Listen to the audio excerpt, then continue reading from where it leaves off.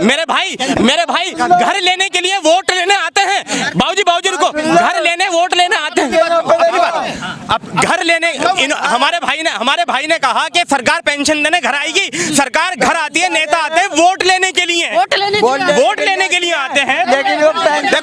देखो गवर्नमेंट हर सुविधा दिलवा रही है, पेंशन भी दिलवा रही है, बेरोजगार की भत्ता भी दिलवा रही है, किसानों को वो भी दिलवा रही है, 6,000 रुपए 2,000 रुपए महीना गैस सिलेंडर फ्री दिलवा रही है, और gas cylinder gas connection sorry ration दिला रही है।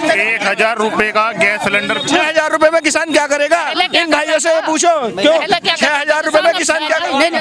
6,000 रुपए में इनसे तो आज भी इंतजार कर रहा हूँ बाबूजी। 15 खाद सामग्री दी या नहीं? खाद कब आएंगे? 15 लाख कब आएंगे? इंतजार कर रहा हूँ मैं। पूछो 15 लाख कब आएंगे? 15 लाख नाव की बेटी को इंसाफ कब मिलेगा?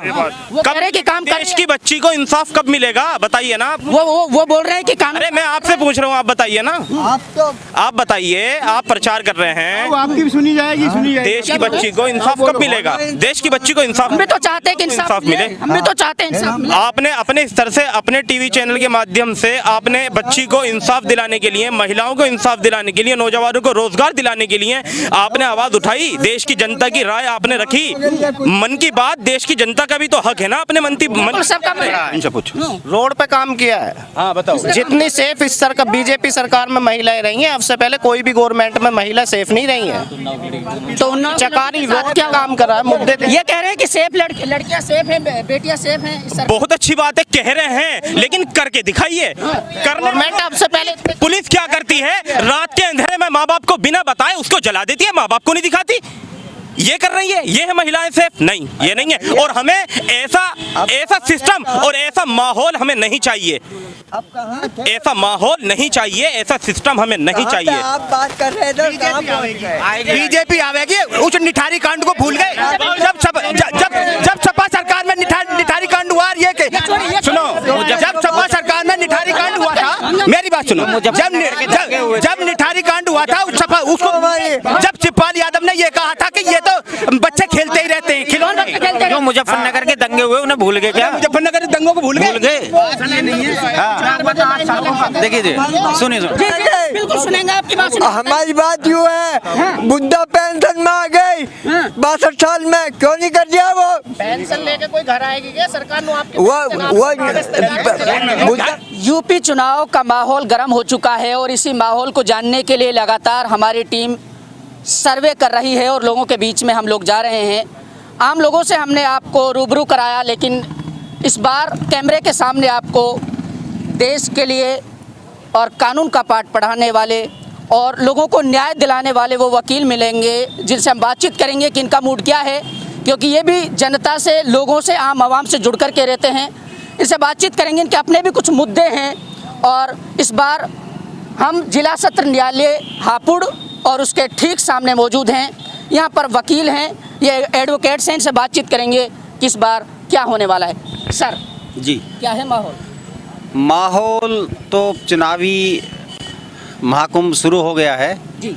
और चुनाव में हर व्यक्ति के कुछ मुद्दे अपने होते हैं। हम लोगों का भी मुद्दा है, चूँकि हमारे यहाँ पर कचहरी बहुत कंजस्टेड है। नई कचहरी का ज़मीन अधिग्रहण हुआ है, लेकिन उसका पेमेंट नहीं हुआ, और उसी की वजह से चूँकि नई कचहरी नहीं बन पा रही, तो जो नए हमारे अधिवक्ता महोदय हैं उनको कोई चैम्बर नहीं मिल पा रहे।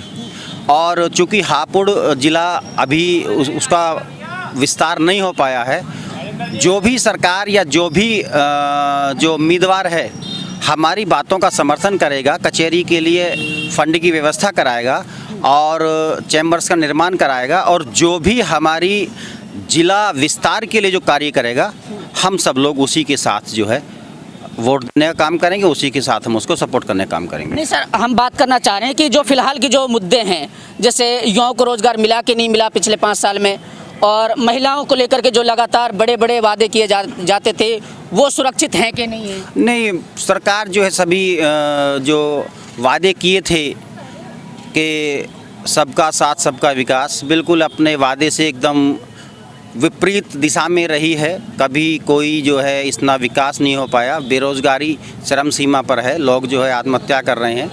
और चूंकि ये क्षेत्र गन्ने का भी आता है, गन्ने का पेमेंट आज तक नहीं हुआ। जो उसकी जो लागत है वो बढ़ गई, लेकिन केवल 25 रुपये गन्ना पे बढ़ाए हैं, तो उससे किसानों में भी रोष है।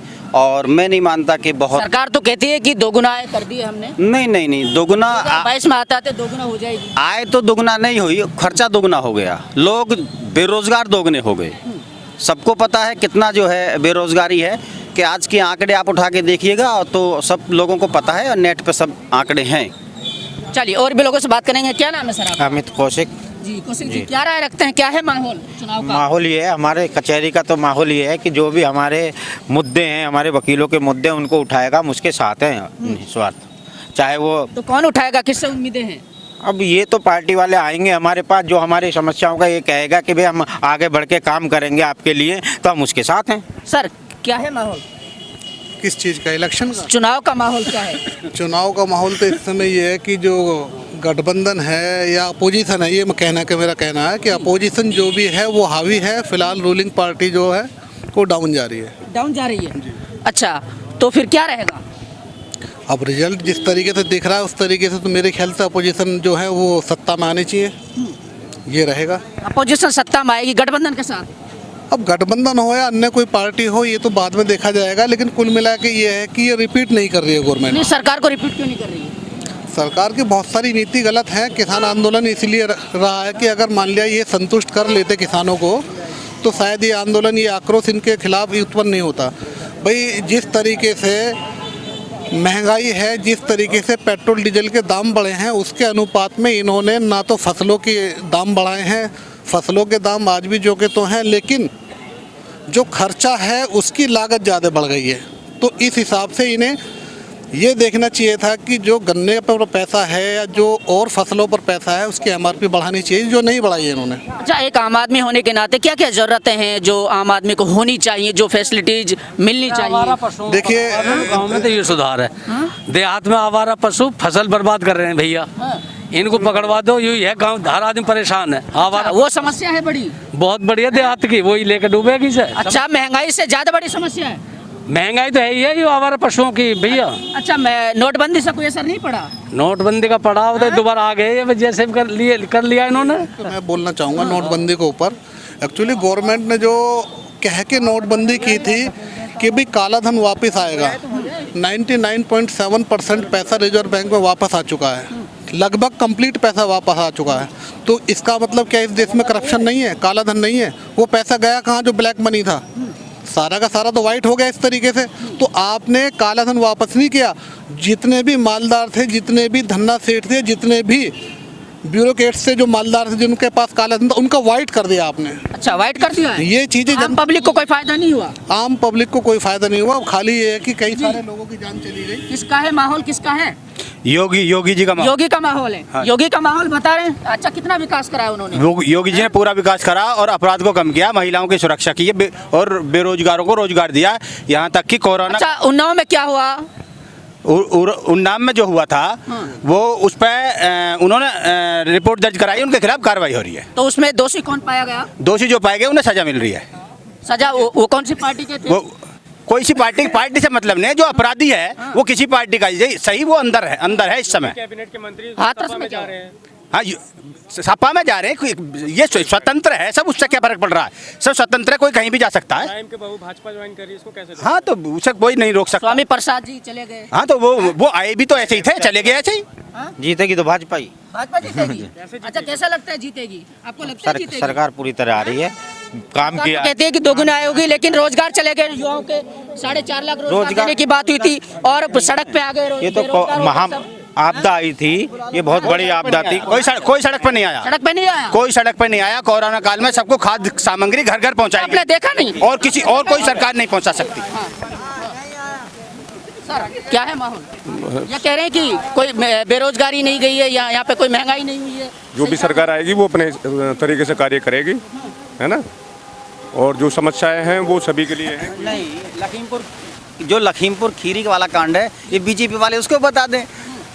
भाई टैनी आज तक बाहर घूम रहा है, उसको भी तो बता दें कि क्या हुआ था। टैनी के लड़के ने जो अपराध किया था वो अंदर है, टैनी की क्या गलती है इसमें? अगर कोई किसी की औलाद गलती कर दे तो कोर्ट ने साबित कर दिया कि उसमें जो स्कॉर्पियो गाड़ी थी जो उसके एक मामा की थी, उसके साले की थी, टैनी साहब के, और 5000 पेजों का जो एक जो निकल कर के आया, उसमें चार्जशीट लगी है, चार्जशीट आई है, उनमें उसको दोषी पाया गया।